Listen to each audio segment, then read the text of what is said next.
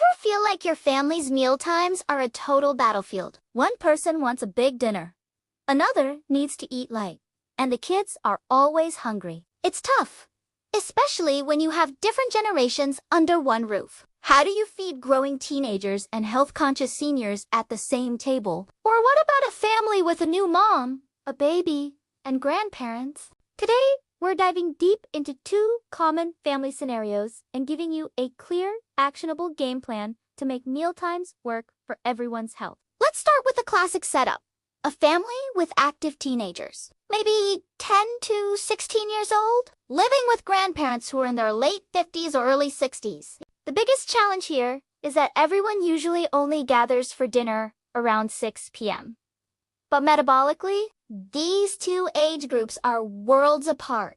Seniors in this age range have naturally declining digestive energy, what traditional medicine calls spleen and stomach yang deficiency. A heavy dinner can overwhelm their system, contributing to issues like metabolic syndrome. Their dinners need to be light, small, and early. Teenagers, on the other hand, are growth machines. They need a massive amount of energy, especially during the day, to fuel their bodies and brains. If they skimp on breakfast or lunch, they'll be ravenous by dinner time, leading to overeating and blood sugar spikes. So, here's the double trade-off strategy to balance everyone's needs. First, breakfast between 7 and 9 a.m.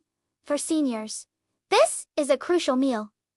Think quality over quantity. A warm, high-quality breakfast, making up about 30% of their daily calories, is perfect for activating their morning energy. For teenagers, breakfast must be plentiful. Load them up with protein, whole grains, and fruits to power them through school. Next, lunch from 11 a.m. to 1 p.m. This should be the main meal of the day for the seniors. This is their peak metabolic window. About 50% of their daily calories should be consumed here. For the teens, make sure their school lunch is substantial and packed with energy. The goal for both is to capitalize on peak daytime insulin sensitivity. Now, for the tricky part, dinner between 6 and 7:30 p.m. This meal needs a mental shift. Think of it as a social ritual, not the main feast. For seniors, dinner's more about form than substance. A light meal of vegetables, a little fish or chicken, and some warm soup is ideal. They must avoid heavy carbs and fats. Teenagers can have a bit more, with good protein and fiber, but their portion should still be smaller than their lunch. This keeps the family connection strong without overloading anyone's system at night.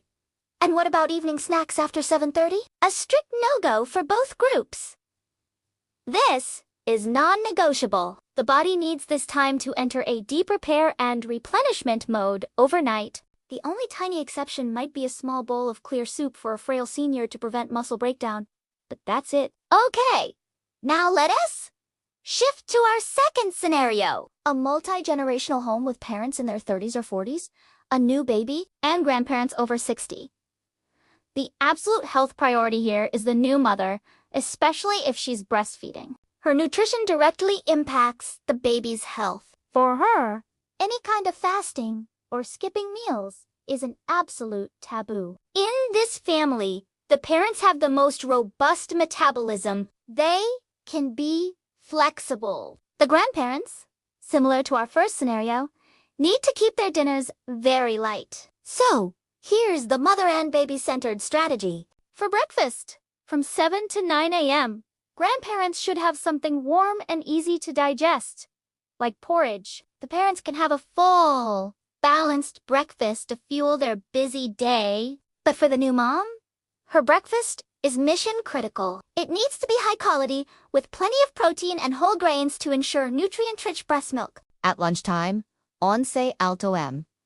to 1 p.m. Both the grandparents and the parents should have their main meal. Grandparents get about 50% of their daily calories here. Parents can have a hearty lunch at work. The mother also needs a second substantial, nutrient-dense meal to keep her energy and milk supply up. What about an afternoon snack? Around 3 or 4 p.m. This is actually important. For seniors, A gentle liquid snack, like jujube water, can help stabilize blood sugar. For the new mom, an extra snack is necessary. Think milk or nuts to maintain milk quality. Then comes dinner from 6 to 7:30 p.m. Again, this is a light, social affair for grandparents. This should be their smallest meal maybe. Just some vegetables and clear soup. For the parents, it's their lightest meal too. And for the new mom, she joins in with a small, easily digestible meal, like steamed fish, to maintain that family bond. Finally, after 7:30 p.m. everyone stops eating. The family enters their nighttime fasting period to allow for repair. The only exception is the mother. If she's up for a night feed, she can have a light, liquid snack like milk or thin porridge to support herself. So what's the big takeaway from all this? The core principle for modern family health is to separate fueling from socializing. We need to shift the main, energy-dense meal back to lunchtime, where our bodies are best equipped to handle it. Redefine dinner as a light, low-calorie social ritual. This simple change aligns our eating habits with our body's natural daily rhythm, protecting us from the metabolic risks of eating heavy meals late at night. It might take some adjustment, but your family's long-term health is worth it. Thanks for watching. If you found this helpful, please give it a thumbs up and subscribe for more practical health strategies. See you in the next video.